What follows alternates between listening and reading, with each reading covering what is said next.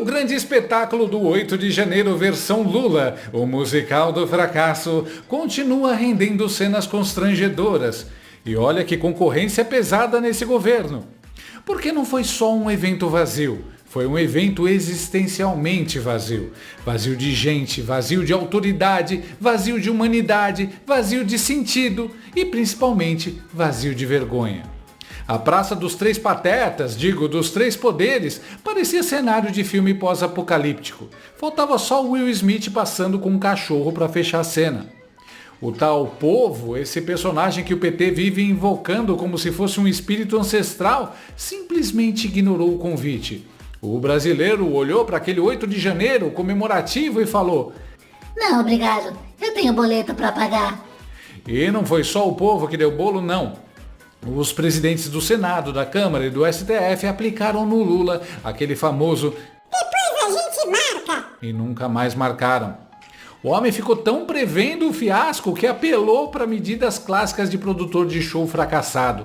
Chamou o ministro de férias, convocou servidor público, empurrou gente para a praça no grito do "vai lá, parece, finge entusiasmo." Mesmo assim, não colou. As imagens escaparam e quando a imagem escapa, meu amigo, a narrativa morre afogada. Trazendo as crianças, ó, os militantes. Aqui, ó. Olha aí, ó. Trazendo os militantes. Esse aqui é a manifestação orgânica deles. Aqui, ó.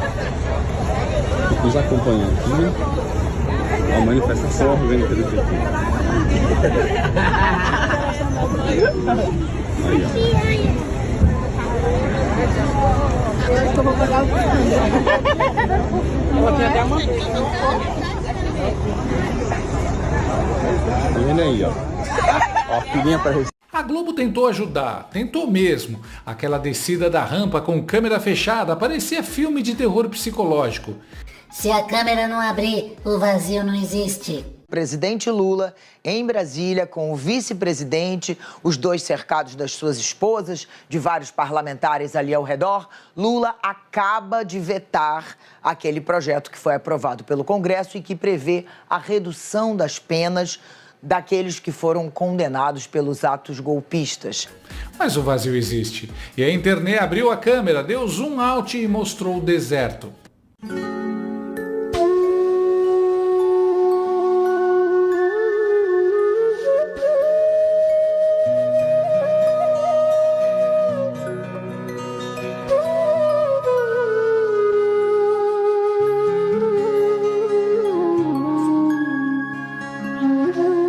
Foi ali que ficou claro. O fracasso do evento era o fracasso da própria história que eles contam desde 2023. Mas aí veio o segundo ato da ópera bufa. O momento em que Stalinácio resolveu transformar o veto do PL da dosimetria num espetáculo circense.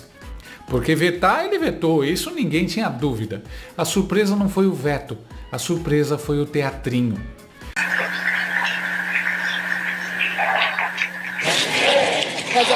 Neste momento, o presidente da República, Luiz Inácio Lula da Silva, assina veto integral ao projeto de lei número 2162 de 2023, que diz respeito à progressão de regime para pessoas condenadas e a dosimetria da pena para crimes contra o Estado Democrático de Direito e para condutas praticadas em contexto de multidão. Nunca em toda a história da República alguém achou que vetar uma lei aprovada pelo Congresso merecia palanque, cerimônia, transmissão ao vivo, locutor oficial, plateia batendo palma como se fosse final de reality show. Parecia final de temporada de novela ruim. Só faltou a Janja gritar: "E agora, parceiro, quem será Elipinato?" Isso não foi um veto, foi um comício disfarçado de ato institucional. Foi o uso da máquina pública, da estrutura do Estado, da solenidade presidencial para fazer campanha política em cima de vingança.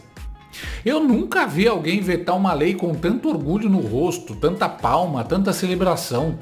Era como se estivessem comemorando o gol em time rebaixado. E mais, isso não é só um tapa na cara do Congresso, é um chute com bota de obra. Porque o que vimos foi nojento, foi sórdido, foi pequeno. E isso escancara o que esse governo é. Um governo movido a rancor, revanchismo e obsessão.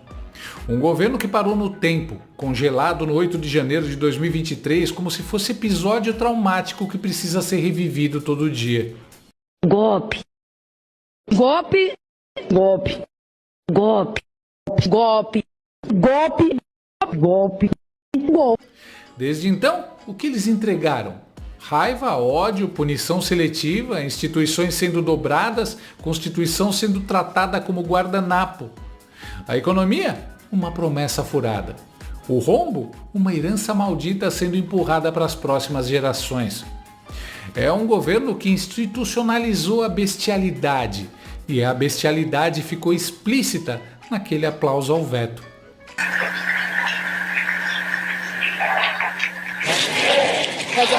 Neste momento, Aplaudir veto de lei que reduz pena dentro do que já está na legislação é celebrar o abuso como se fosse virtude. O Bananil está paralisado não por golpe, mas por perversão desses caras. E o mais constrangedor, nem a velha imprensa consegue mais fingir normalidade. Aí entra ela, a torcedora símbolo do PT e manicure dos 9 dedos do Lula, Mortadela Lima. A mesma que recentemente debochou da queda de Bolsonaro e riu de um episódio de saúde grave, mostrando que empatia não consta no currículo. Quem foi que caiu da cama e sofreu um trauma craniano? Dessa vez, ela resolveu fabricar realidade para justificar a crueldade do veto. Inventou que a Débora do Batom foi condenada por obstrução de justiça.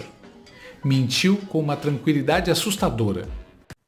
Oi? Só a Dani vai comentar. Diga lá, Dani. Não, é rapidinho, é só porque como ele me citou, o Fux, oi Fux, bem-vindo, trazer só 2 esclarecimentos. Primeiro, a Débora do Batom, ela foi condenada por vários crimes, inclusive por obstrução de justiça, porque prestou informação falsa em depoimento, foi condenada em definitivo, mais de 14 anos de prisão, mas já está em regime domiciliar, portanto, ela é muito citada sempre, né, mas faz algum tempo, já quase um ano, que ela... Isso não existe na sentença. É falso, é verificável, é mentira. Débora foi condenada por 5 crimes, todos amplamente divulgados pela própria imprensa durante meses. Nenhum deles é Falso depoimento. Aliás, em qualquer democracia funcional, réu não é condenado por mentir para se defender. Daniela não errou. Ela criou um crime. Isso não é jornalismo, isso é militância travestida de microfone. A situação está sob controle. Só não sabemos de quem. Ela mente sem base, sem prova, sem pudor. E ainda acha que ninguém vai conferir. A Globo News, sempre fiel, lamentou o fato de que o evento estava vazio e só tinha petistas, quando deveria ter o Brasil inteiro. Sem perceber que isso só aumenta a vergonha do Lula. É como uma mãe dizer que no aniversário do filho só foram os coleguinhas da escola que são feios, burros e que comem ranho, e que nenhuma criança normal foi. Na tentativa de proteger o Lula, a jornalista Ana Não é Flor que se cheire fez mais uma humilhação em cima da humilhação que Stalinácio já estava sofrendo. Eu tive de manhã no Planalto e a gente tem que lamentar que praticamente o público inteiro deste evento era um público ou do governo ou da esquerda. É como se o 8 de janeiro virasse agora uma comemoração apenas da esquerda ou dos governistas. Exatamente, Ana. Só essa galera dodói da cabeça compra essa narrativa mofada de vocês. Aliás, eu acho que comemorar o 8 de janeiro devia virar teste de QI. Foi ao evento? Aplaudiu? Comemorou? Parabéns, você acaba de provar um QI compatível com um orangotango consanguíneo. Achavam mesmo que isso ia mobilizar o povo brasileiro? Meia dúzia de gatos pingados, sem relevância, sem representatividade. O desgoverno do ladrão e da primeira desgrama, do constrangimento, não cansa de passar vergonha. Eventos vazios, rejeição popular, isolamento político. Só restaram os asseclas, os baba-ovos e os jornalistas militantes tentando fingir normalidade. A verdade é simples, ninguém mais compra essa história. Enquanto o povo é taxado até a alma, a corrupção corre solta, os preços explodem. Querem que alguém se preocupe com um golpe de idosos desarmados e uma estátua pintada com batom que saiu no dia seguinte com água e sabão. Isso não é defesa da democracia, é encenação decadente. E o público já saiu do teatro.